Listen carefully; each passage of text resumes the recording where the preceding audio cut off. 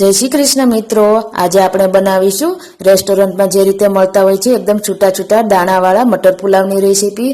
તમે મારી રીતે બનાવશો તો તમારા મટર પુલાવનો એક એક દાણો છૂટો છૂટો બનશે અને એકદમ ચોખ્ખા આપણા એકદમ છૂટા છૂટા રહે એ રીતે આપણે ટિપ્સ આપીશું। તો વિડિયો પસંદ આવે તો તમારા ફ્રેન્ડ્સ અને ફેમિલીમાં શેર કરજો અને ચેનલને સબસ્ક્રાઇબ કરજો અને વિડિયોને એક લાઈક જરૂરથી આપજો જેથી કરીને તમારા માટે નવા નવા વિડિયો લાવવાનું અમારું પ્રોત્સાહન બન્યું રહે। तो चलो आवा सुगंधीदार अने घरना मसालाथी बनेला मटर पुलावनी रेसीपी जोई लईए। रेसीपी जोता पहेला एक लाइक करवानुं भूलता नहीं। तो सौथी पहेला पुलाव बनाववा माटे आपणे चोखा पलाळी देवाना छे। तो अहींया मैं 1 कप बासमती चोखा लई लीधा छे। बासमती चोखानो उपयोग करवाथी आपणा मटर पुलाव एकदम छूटा छूटा बनशे। तो हवे आ चोखाने आपणे 3 થી 4 पाणी सरस रीते धोई लेवाना छे। त्यारबाद एने आपणे अर्धी कलाक माटे रेस्ट आपीशुं। तो आने आपणे 3 થી 4 पाणी सरस रीते धोई लईशुं। હવે આ ચોખાને મેં સરસ રીતે 3 થી 4 પાણીએ ધોઈ લીધા છે અને એમાં થોડું આ રીતે પાણી એડ કરી દીધું છે। તો હવે આને સાઈડમાં રાખી દઈશું અને આગળની સામગ્રી જોઈ લઈએ। તો અહીંયા આપણે ખડા મસાલા જોઈ લઈએ। તો અહીંયા મેં 5 લવિંગ, 1 મોટી ઇલાયચી, 1 તજનો ટુકડો, 2 નાની ઇલાયચી, 1 તમાલપત્ર અને 2 સૂકા લાલ મરચાં લઈ લીધા છે। તમે તમારા ટેસ્ટ પ્રમાણે ખડા મસાલાને વધારે કે ઓછા કરી શકો છો। ત્યારબાદ હવે આપણે पुलावनो वघार करी लईए। तो अपने आ पुलाव अपने कुकर में ज बनावा जई रह्या छे। तो एटला माटे एमां आपणे 2 मोटी चमची तेल एड करी दईशुं अने फ्लेवर माटे आपणे 1 चमची घी उमेरीशुं। तमे चाहो तो एकला घी में पण बनावी शको छो अथवा एकला तेल में पण बनावी शको छो। घी अने तेल आपणुं गरम थई जाय त्यारबाद अर्धी चमची जीरुं उमेरीशुं अने थोड़ी हींग एड करी दईशुं। त्यारबाद मीठा લીમડાના पान उमेरीशुं અને જે આપણે ખડા મસાલા લીધા હતા એ બધા આપણે ઉમેરી દઈશું। હવે આ બધી વસ્તુને સરસ રીતે મિક્સ કરી દઈશું। હવે આ બધા મસાલા સરસ રીતે સંતળાઈ ગયા છે। તો એમાં આપણે 2 મોટી સમારેલી ડુંગળી એડ કરી દઈશું જેને મેં આ રીતે લાંબી ચિપ્સમાં કટ કરી લીધી છે।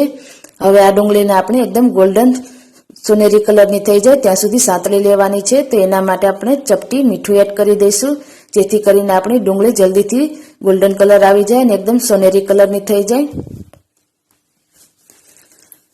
हवे आपणी डुंगળી एकदम क्रिस्पी अने सोनेरी कलर नी थई गई छे। तो आ रीतनी थई जाए त्यां सुधी सातળી लेवानी छे। तो हवे आपणे एमां आगळनी प्रोसेस जोई लईए। तो हवे एमां आपणे एक झीणुं समारेલું बटेटું उमेरी दईशुं जेने मैं छाल उतारीने झीणा टुकडामां कापी लीधुं छे। तीखास माटे 2 લીલા મરચાં उमेरीशुं। हवे आ बधी वस्तुने सरस रीते मिक्स करी दईशुं। त्यारबाद 1 चमची आदू अने लसणनी पेस्ट उमेरीशुं। एने पण सरस रीते मिक्स करी देवानी छे। तीखास तमे तमारा टेस्ट प्रमाणे वधारे के ओછી करी शको छो। त्यारबाद आपणे 1 कप भरीने લીલા વટાણા उमेरीशुं। जेटला आपणे चोखा लीधा होय એટલા જ આપણે વટાણા લેવાના છે। ત્યારબાદ 1 ઝીણું સમારેલું ટમેટું ઉમેરી દઈશું। આ રીતે ચોખા અને વટાણાનું માપ આપણે એક સરખું રાખીશું તો આપણા મટર પુલાવ એકદમ ટેસ્ટી બને છે। त्यारबाद अर्धी चमची हळदर उमेरीशुं, 1 चमची किचन किंग मसालो अने 1 चमची गरम मसाला पाउडर उमेरीशुं। जो तमारी पासे किचन किंग मसालो न होय तो तमे एकलो गरम मसाला पाउडर पण उमेरी शको छो। हवे आ बधा मसालाने सरस रीते शाकभाजीमां मिक्स करी दईशुं अने थोड़ीवार माटे सातળી लेवाना छे। त्यारबाद अहींया आपणे 15 થી 20 काजूना टुकड़ा उमेरीशुं। काजू एड करवाथी आपणा पुलाव एकदम टेस्टी अने देखावामां सुंदर लागे छे अने खावामां पण टेस्टी लागे छे। હવે આ બધા શાકભાજી સરસ રીતે સંતળાઈ ગયા છે। તો હવે એમાં આપણે જે ચોખા પલાળીને રાખ્યા હતા એ એડ કરી દઈશું। એમાંથી આપણે પાણી કાઢી લીધું હતું। તો પાણી કાઢ્યા બાદ આ ચોખા આપણે શાકભાજીમાં એડ કરી દઈશું। હવે આ ચોખાને શાકભાજીમાં આપણે 2 મિનિટ માટે સાતળી લેવાના છે જેથી કરીને આપણા પુલાવ એકદમ છૂટા છૂટા બને। ઘણા લોકો ડાયરેક્ટ પાણી એડ કરી દેતા હોય છે પરંતુ આ રીતે 2 મિનિટ માટે શાકભાજી ભેગું આ રીતે સાતળવાથી આપણા પુલાવ એકદમ છૂટા છૂટા બને છે। तो 2 मिनिट थई गई है। तो हवे एमां आपणे पाणी एड करी दईशुं। तो जे कपना मापथी आपणे चोखा लीधा होय एनाथी डबल एटले के 2 कप जेटલું पाणी उमेरी दईशुं। आ एकदम परफेक्ट माप छे। तमे आ रीते बनावशो तो तमारा पुलाव एकदम छूटा छूटा बनशे। सरस रीते पाणीने आपणे मिक्स करी दईशुं। हवे स्वाद अनुसार मीठું एड करी देवानुं छे।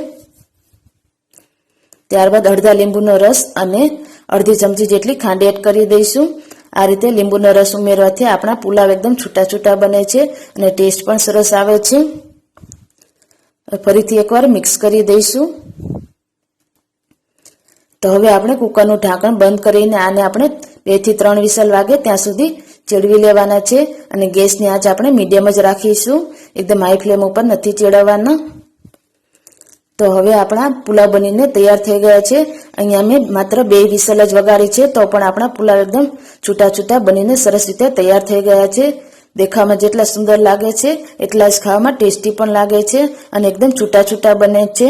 તો એને આપણે સર્વિંગ પ્લેટમાં લઈ લઈશું. તમે જોઈ શકો છો કે એકદમ છૂટા છૂટા આપણા પુલાવ બનીને તૈયાર થઈ ગયા છે. જે રીતે રેસ્ટોરન્ટમાં મળતા હોય છે એ જ રીતે આપણા પુલાવ બને છે અને જોતામાં મોઢામાં પાણી આવી જાય એવા બને છે. જો વિડીયો પસંદ આવ્યો હોય તો તમારા ફ્રેન્ડ્સ અને ફેમિલીમાં શેર કરવાનું ભૂલતા નહીં અને કમેન્ટ કરીને જરૂરથી જણાવજો કે તમને આ રેસીપી કેવી લાગી અને વિડીયોને